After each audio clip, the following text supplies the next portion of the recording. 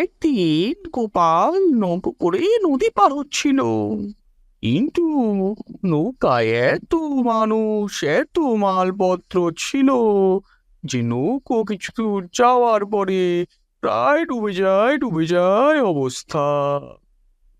হঠাৎ কি করবে সবাই চিন্তিত। হঠাৎ একজন নিজের মালটা মাথায় করে দাঁড়িয়ে পড়ল।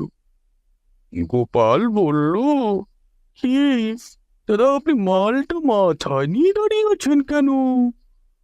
লোকটা বলল, মাথায় নিয়ে দাঁড়িয়ে আছি তাহলে নৌকোর উপর মালের ভারটা আর পড়বে না, নৌকো আর ডুববে না। এখন তোমরাই বলো, লোকটার বুদ্ধি মাথায় না হাঁটুতে?